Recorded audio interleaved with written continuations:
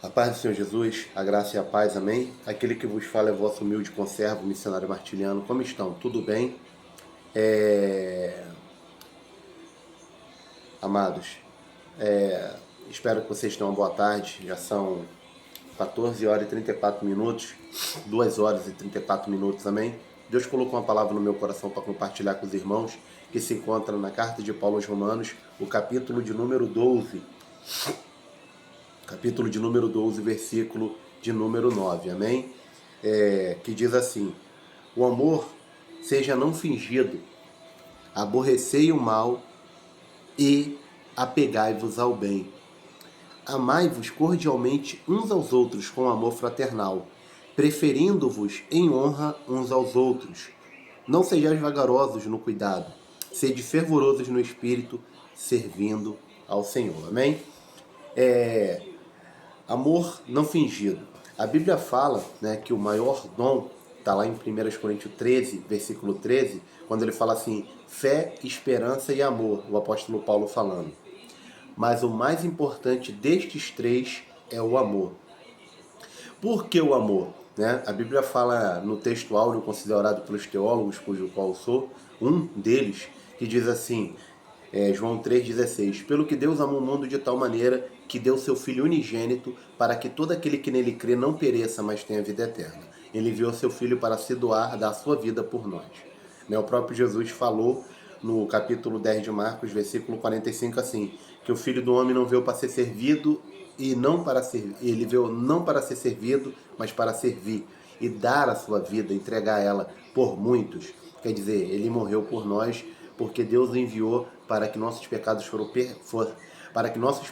fossem perdoados por ele através da obra do Calvário, do sangue de Yeshua HaMashiach. Amém? De Jesus Cristo.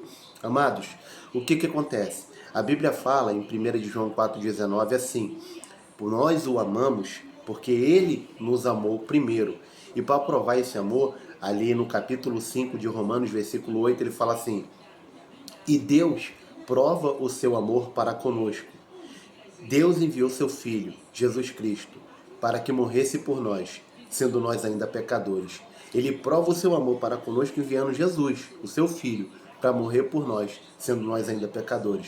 Quer dizer, foi um amor incondicional, verdadeiro e doador. Por quê? Porque se você for na Bíblia, você vai ver, capítulo 3, versículo 23 de Romanos. Ele fala que todos pecaram e destituídos foram da glória de Deus. Quer dizer, estávamos diante de Deus separados, distantes e fadados à morte e ao inferno, à perdição eterna. Mas por ele nos amar, e seu amor foi o amor ágape. O que é o amor ágape? Dentro do amor ágape, filéu e eros. Vou falar desses três. Ágape é o amor de Deus para com os homens, é um amor puro. Filéu vem da palavra amizade, amigo, gostar, né? Filosofia, amigo do saber, gostar do saber, que é o amor fraternal. E eros é o amor erótico, o amor que há entre o homem e uma mulher, né? No casamento, quando eles se casam. Então, para nós cristãos, é claro. E também no mundo secular, que é o amor carnal chamado pelos teólogos, cujo qual eu faço parte, que é o amor erótico, o amor carnal. Então, o amor é a base principal. E a Bíblia fala o quê? O amor não seja fingido. Aborrecer o mal e apegai-vos ao bem. Por quê?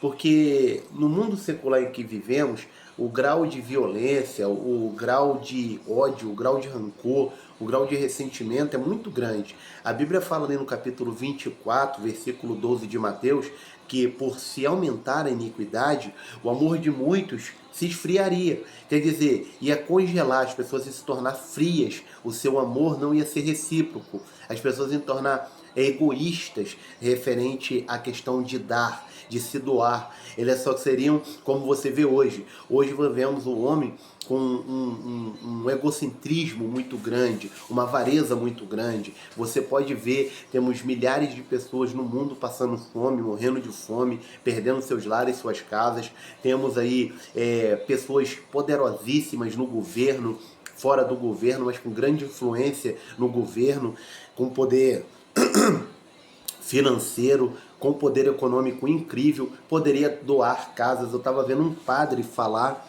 sobre um juiz que ele ganha muito bem, é óbvio, um juiz federal, judiciário. Ele tem 60 casas de aluguel, 60, e ainda pega e recebe todo o dinheiro que o governo dá para ele. E o camarada não poderia muito bem doar uma casa para uma pessoa necessitada ou vender ela barato para uma pessoa que precisa. Negativo, ele tem 60 casas alugadas e ainda pega o dinheiro daqueles que precisa, sendo que ganha muito bem e ainda por cima ele usufrui de todo o dinheiro do Estado. Quer dizer, ele está pouco se lixando para o sofrimento alheio, para a dor do outro. Então, assim, automaticamente, o padrão do amor, que aqui Paulo está falando, é como está no capítulo 7, versículo 12, que é considerado o texto áureo, depois de João 3,16 da Bíblia. Ele fala assim, tudo o que quereis que os homens vos façam, fazei vós também. Quer dizer, tudo que você quer que uma outra pessoa faça com você, de bom, você deve fazer com ela.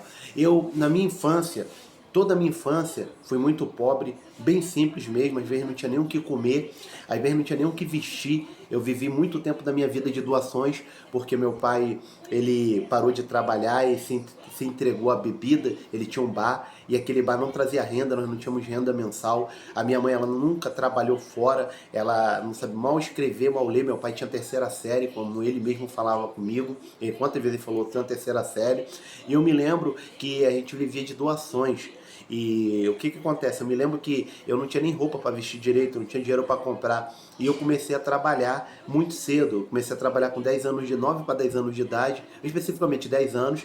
Foi quando eu comecei a trabalhar numa padaria, né, como ajudante de padeiro. E depois tinha um baile funk lá no Rio, eu catava garrafa e uma moça me contratou para cortar batata frita. Então eu ficava trabalhando lá.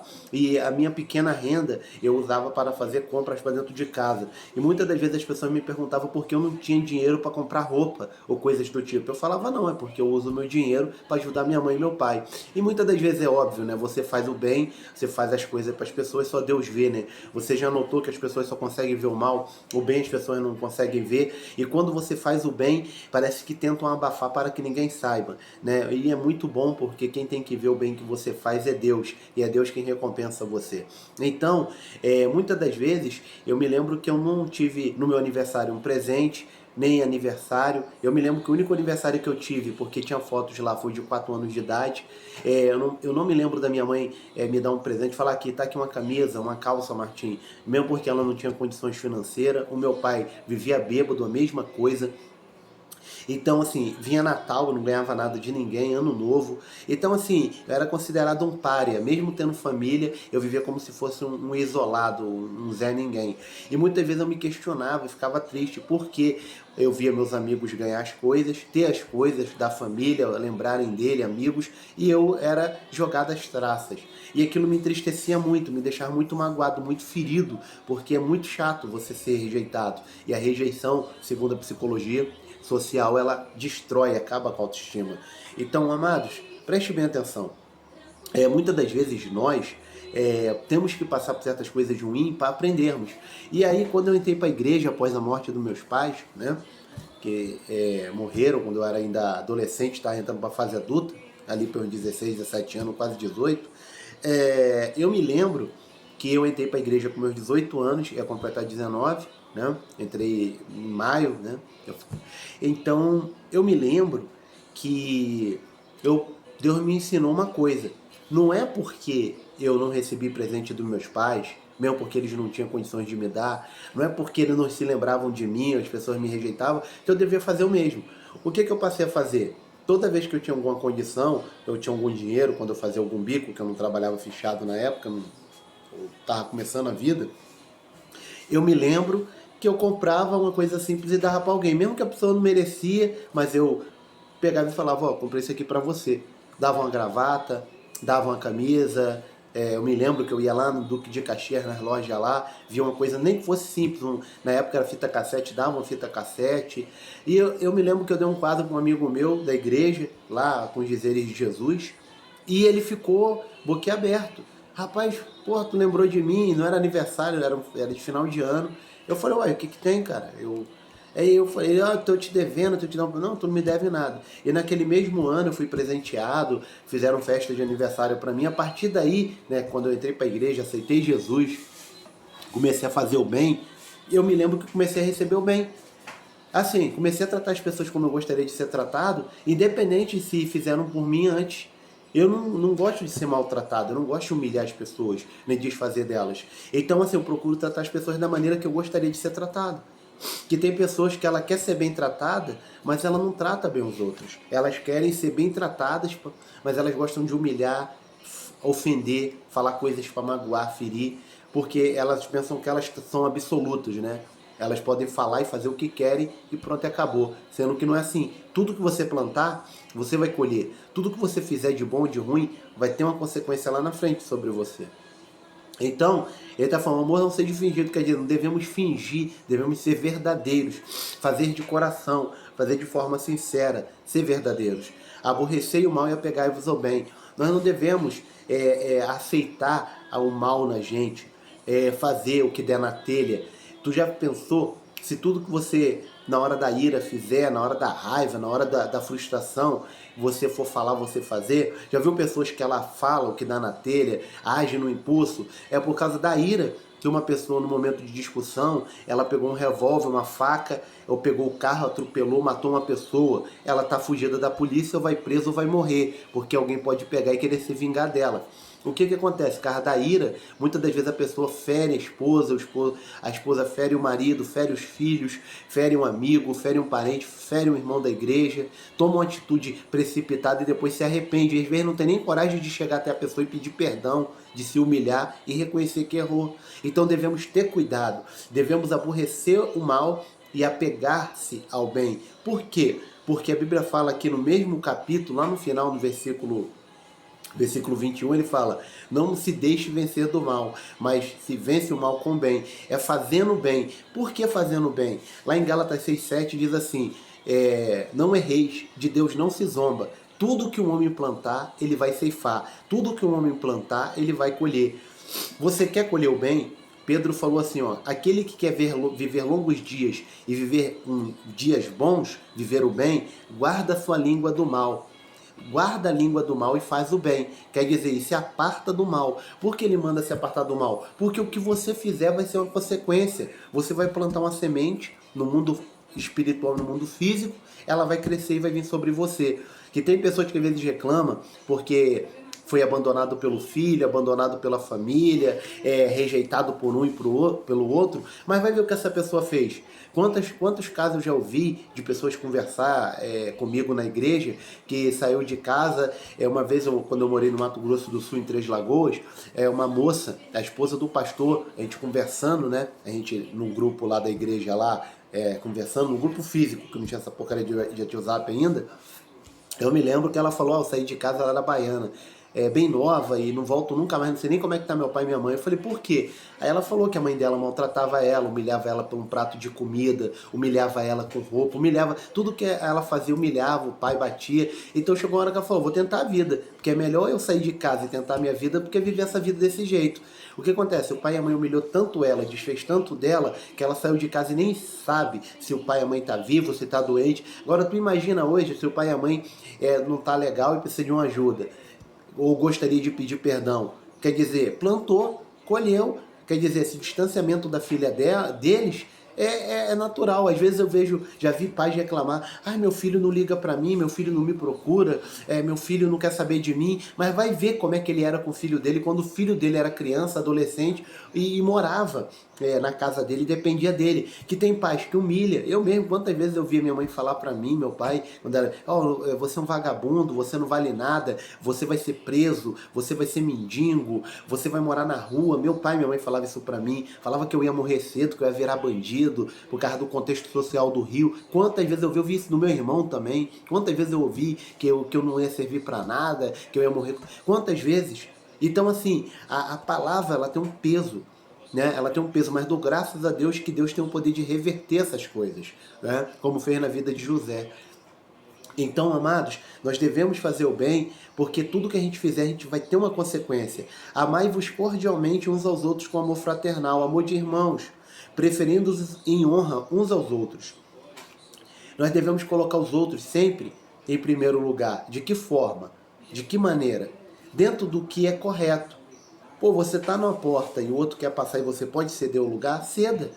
Você tá vendo que aquela pessoa lá, ela é obesa ou tem algum problema de saúde? Quantas vezes eu pego o ônibus, eu vindo do trabalho, eu tô fardado, aí chega alguém perto de mim, eu vejo que não tá legal, que não tá bem, uma mulher, uma senhora, eu levanto e não cedo o meu local. Quantas vezes eu tô num lugar, eu posso ser o primeiro, eu cedo e me torno o último, não vou morrer por isso. O que acontece? Tem pessoas que ela não consegue ceder, ela é irredutível, né? 88000, radical, não sabe ela que ela está plantando, ela vai colher. Todas as pessoas radicais, que é 88000, não sabe perdoar, não sabe voltar atrás, tudo que ela está fazendo, ela está plantando. E uma hora, por ela ser assim, não saber ceder, não saber ser maleável, não saber ser amorosa, ela vai também perder uma oportunidade muito grande, porque na maneira que ela está fazendo com os outros, e se ela errar, e tipicamente o ser humano é falho, por mais que ela procure ser perfeito, tem pessoa que gosta de ser perfeccionista, fazer tudo certinho, nós somos seres humanos, uma hora a gente erra, uma hora a gente falha, e a gente pode perder oportunidades, amizades, amigos, pessoas boas, por a gente ser radical. Devemos ser humildes e amorosos e tratar as pessoas com honra. Não sejais vagarosos no cuidado, sedes fervorosos no espírito, servindo ao Senhor. Devemos não ser devagar, ser proativo. E também devemos ser fervorosos no espírito, quer dizer, servindo ao Senhor. O fervoroso aqui do grego é como quando você põe água para ferver, para fazer um café ou qualquer coisa no fogão, e fica aquele estado ali, ebulição. Assim o nosso espírito tem que estar em Deus, fervoroso, para servir ao Senhor, para fazer as coisas de Deus, para fazer o bem, para ajudar o próximo, tendo nós condição de fazê-los.